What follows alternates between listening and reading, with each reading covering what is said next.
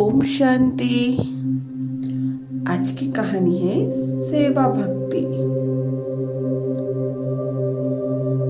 ऐसी शिवप्रदित कहानियां सुनने के लिए इस चैनल को सब्सक्राइब करें। तो आइए सुनते हैं कहानी। वृंदावन में एक बिहारी जी का परम भक्त था। पेशे से वह एक दुकानदार था। वह रोज प्रातः बिहारी जी के मंदिर जाता था और फिर गौ सेवा में समय देता और गरीब, बीमार और असहाय लोगों के उपचार, भोजन और दवा का प्रबंध करता था।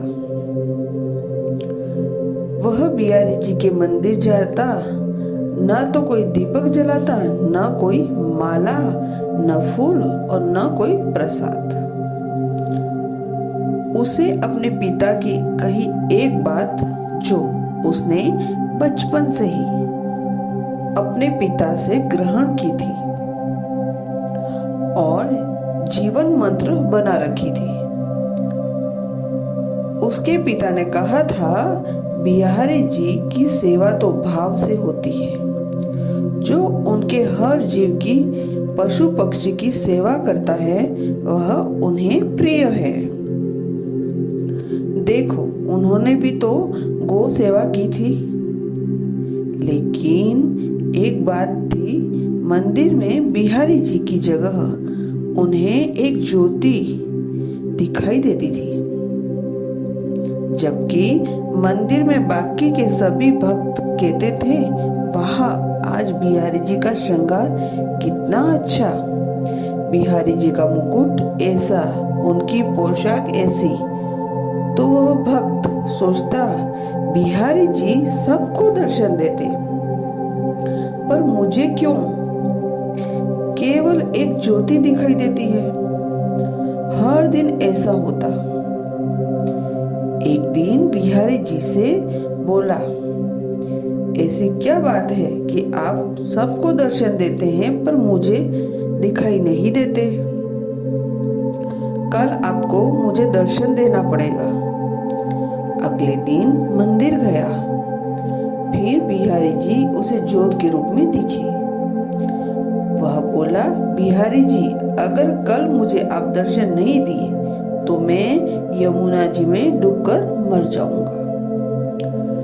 उसी रात में बिहारी जी एक कोढ़ी के सपने में आए, जो कि मंदिर के रास्ते में बैठा रहता था, और बोले, तुम्हें अपना कोढ़ ठीक करना है। वह कोढ़ी बोला, हाँ।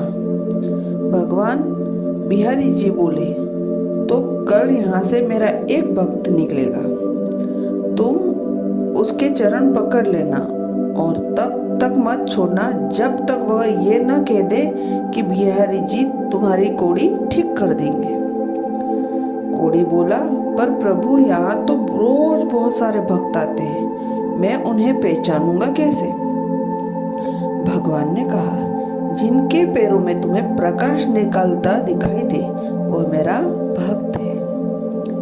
अगले दिन वह कोढ़ी रास्ते में बैठ गया। जैसे ही वह भक्त निकला, उसके चरण पकड़ लिए और बोला, पहले आप कहो कि मेरा कोढ़ ठीक हो जाए।